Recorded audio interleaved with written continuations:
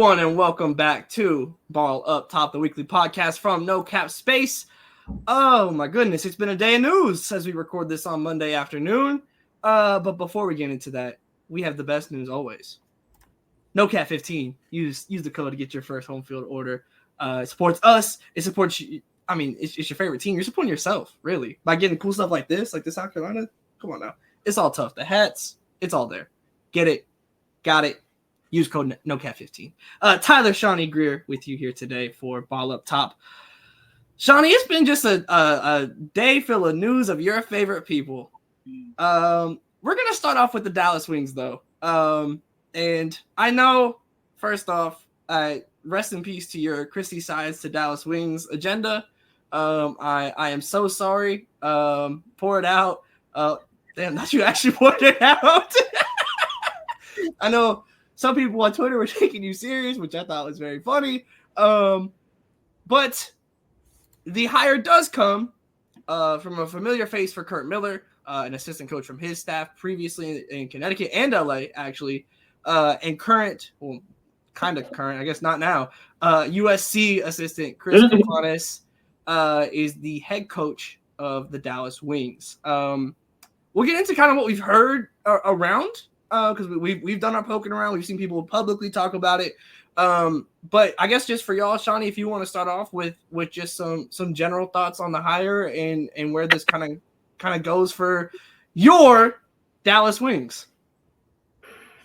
Every time I try and leave, something keeps pulling me back. But I said on the timeline, I was kind of like, I don't see how this is a significant upgrade from LT. And to be abundantly clear, that's not the same thing as a bad hire. It's if you're going to get rid of this person who was in year two. She didn't just finish year two. Yes. Yeah, in year two, and you hire somebody else. I need to see like a completely different direction. Like I need to see something drastic and radical if you're firing somebody in year two. And so, because again, Christy Size, right? Like I saw I needed to see in year one and year two to be like, we got to do something different. So that makes sense to me. With LT, it's like Enrique was playing defense. She got her to buy in on the defensive side of the ball. Like that's Naismith type stuff right there. Like, go ahead and get her the Bob bust. But it was just really, it's like. Yeah.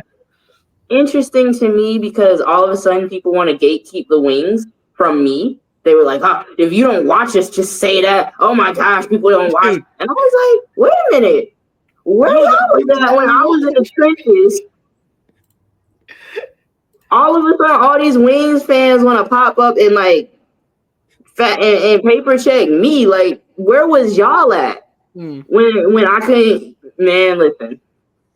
So that was interesting, and it's also kind of like the stuff people are saying to me, like, the homie was like, I wanted to see something other than Stephanie Suarez at the 3, and I'm like,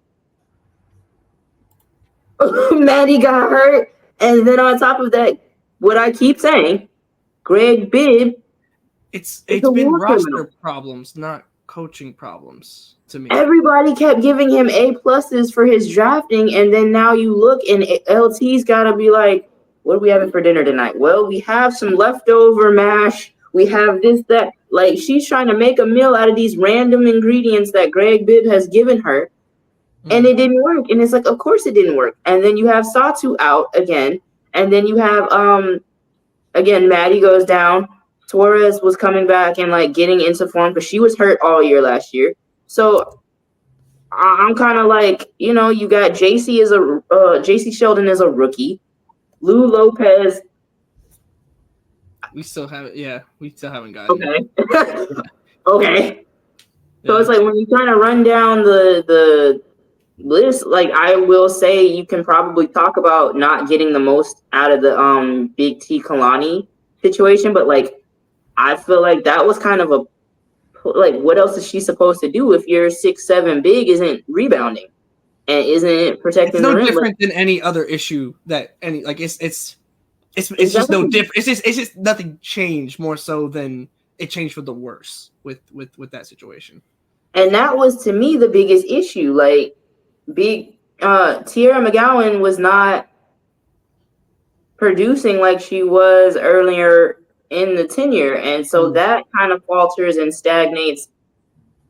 And that makes a huge difference when you have Satu go down. So I'm kind of like, LT didn't get a fair shake here. And then we hire not Christy Sides to try and, fix some stuff that I feel like was a Greg Big problem. So that was very interesting to me how people were like, one, gatekeeping the wings from me. I've been trying to get away from them. But okay. You should have just accepted it, honestly. You should. I have no choice but to, but and that's something, like, as the game's growing, I know that's one of the byproducts, but it's just like, y'all are just everyone's determined to be annoying when they talk about women's basketball. Because I'm like, you don't have to like my opinion of the situation, but, like, why are you doing that? And then if you see me on your timeline more than once and you don't like what I have to say, why do you keep coming back? I'm not going to stop. Because somebody gets mad at me saying, like, this was a true whiff. Like, they didn't hire Chrissy Sides, a huge missed opportunity. You can't be serious. I'm not serious. Context. Like, my jokes are like months, sometimes years in the making. You're just joining trolling already in progress. And it's like, if you don't like that and you don't gotta know the lore. Gotta know the Twitter lore. You gotta know what's going on. Like, because I'm not gonna stop. So that's my take. Like, y'all, if you're gonna be over here, put your big undergarments on, gender neutral undergarments on, and be ready to go. Because I'm telling me you don't like what I'm saying is not gonna stop anything. But yeah, I don't think LT or her Bob got a fair shake, and it shouldn't be a huge downgrade, but it's still just kind of like a lateral-ish step. Yeah, that's kind of where I'm at. And so, in conclusion, the Dallas Wings have pissed off Shawnee. Who could have seen this? Who could have seen this happening? Greer, for you, any additional thoughts with that? Where just in just kind of general, like I said, we'll dive into some of the reactions about the hire that we saw in publicly, but just in general. Yeah, I also think the Dallas Wings, like we didn't mention that Awak also wasn't playing for them last year, and that was who they invested in very early in the lottery as well, right? And so it's funny because you're basically alluding to LT being on Chopped, and then she gets chopped. You know what I mean? Like, just having to make nothing out of something. So, I mean, obviously their prospects are, a bit different this time around because they've got the number one pick. Still debatable on who they should take. But with that, like, what are the expectations for this hire? Like, to my knowledge, certainly with the USC Trojans, I don't believe that he's like Lindsay's number one assistant. No, and maybe in college, like, it's a little different, you know what I'm saying? But, like, right? Okay. Yeah. And then if I recall his time with the Sparks, even maybe, I don't know. I don't recall. You know what I mean? Remember. Definitely not Connecticut, which was the longest part of the tenure under Kurt Miller. I want to say no with LA, but I could be wrong. Let me see if I can keep going. Keep going. No, Fred wasn't there, right? Fred had already left. Fred Williams. Connecticut, you mean, or LA? LA. Like, they didn't keep. No, because he got another job. Wait, I thought he was working two jobs. Fred Williams. Was he not in college and with the Sparks for a minute? I'm not sure. It could have been in the same year. I don't know that it overlapped. So. Okay. I believe he was just an assistant with not like associate head coach. Not even the first lead singer? Second lead singer? Oh, no. Second lead vocalist? Come on. Second lead vocalist, man. Come on. So, like, I know we want to maybe talk about some of the inequities that we've seen too during this coaching cycle, but like this is like a great example of like, yeah, you've done good things, but like, who gets the job? Who gets the job? You know what I'm saying? And so, like, this is a market where they're moving to a bigger arena in downtown Dallas really soon, getting the number 1 pick, who most draft boards have Paige going as the number 1 pick. Like, this is a lot of pressure for a first-year head coach, a first-time head coach too, not just a first at any level, from what I gather. You know what I'm saying? So, like, when we talk about being set up for success, massive TBD on that. Yeah. No, I'm with you. I agree. I think for me, like, and it's not even to say like, oh, this is a bad hire. Kind of similar, Shawnee, kind of similar to your point about how this doesn't make it a bad hire, but you go from LT, who in year 1 took Dallas to like some of the highest heights. I think the most success in that run since moving to Dallas from Tulsa. And then the second year, you have all the injuries and everything, but it felt like there was a culture buy-in, right? And there was defense. Yeah. That is what everyone is saying about this hire, is that there's defense, and that everyone, like all like for example, friend of the program, Talivon Hoffman, put a tweet out and was very complimentary of just like the person. That's what we keep hearing, the person.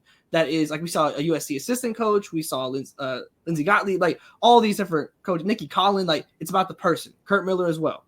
And so, but to me, as someone who was able to be in Dallas covering a decent amount of games, a solid handful, like it was never a moment in a press conference or anything where I felt like Latricia Trammell didn't have the locker room behind her back, and that she didn't have the back of her locker room. Like, it felt like it felt like a genuine connected team, and pretty quickly too, I might add. So I guess to me, if you're making the change, you're going to a first-time head coach more specifically, like I would think a stylistic change would be the case, where maybe you go more to an offensive coach. Like it seems like you are substituting the same strengths with presumably the same strengths, and that's what is interesting to me, especially with and the thing is, just like, honestly, had Dallas made a decision where it's like, we want to clean house completely, I'd understand. But Greg Bibb is still in the building and has, so like it's not the full clean house, clean slate, that's being made here. Obviously, Kurt Miller now becomes a GM, like, so there's been shifting with that, but it's still just not the complete clean slate. So not to say that this is immediately a bad hire or anything. It's just not the hire that inspires me from a Dallas Wings perspective in that way. It could be the long-term one that they were looking for, but if I'm Paige Bueckers and I got an extra year, oh my gosh, don't you dare. I don't think I'm, like, not saying that this is going to happen, but like, I don't think that this is a hire that sways my decision to leave. Like in the sense of like, yeah, I want to go be a wing. It's not another check mark in like the pro college. Yes, right? Exactly. And I feel like that's what this could have been. And not to say that, like I said, every indication from every person that we've heard from is saying like, this is a good person. This is going to be a good coach. But I'm not moved. Like, and that's just completely just based on just like emotion and everything, as opposed to kind of basketball logic in the sense, because it could work out fine. But I'm just not initially moved, frankly, as opposed to a Tyler Marsh going to Chicago Sky, and Natalie Nakase going to Golden State. Like, those are hires. I'm like, okay, y'all, I feels like y'all got a direction with this, whereas this feels a little bit more stagnant to me. Also curious to know what their actual current star player thinks about it. Mm-hmm. I'll tell you, Satu. This doesn't feel like a move where I'm like, oh yeah, Satu, I'm staying. It doesn't feel like this type of move, and maybe that's just not even a thought, frankly, because I know we felt like she's been kind of out the door already, but like, so that might not even be a consideration. But if that is, obviously we don't have like the direct insight on that. If it is, this certainly isn't a move where I'm feeling like Satu is moved either. Like it's not a needle moving move in that way. But to your point, maybe Enrique, like it seemed like every indication that I had, and I didn't have any inside knowledge of it. This is all just like outside looking in. But the relationship between LT and Enrique always seemed really good, and like we had the buy-in from Enrique. Like, so I'm just interested in seeing. I don't know. Like, I'm not. It could work out totally fine from a basketball perspective, but from right now, in comparison to the other moves, I'm not incredibly moved by it, frankly. And on top of that, they have to reshoot the commercial now. Because, like, now you got to put, like, Coach Ponytail and Cheryl Swoops and have little girls yell at him. Like, it doesn't work. Yeah, it doesn't. It doesn't work as well. One thing and we can touch on this a little bit as well. And for full grades over all the hires, Andrew just dropped a video on YouTube as well. Or it depends on when you're watching this. But it's out. You can go find it. So to kind of get more in-depth from each hire to hire. But one thing I do find interesting is now the hiring trends of this cycle with, frankly, a whole lot of men. I believe half the coaches in the W are men now, and majority of the hires in this cycle have been men. I saw people on Twitter talking about it.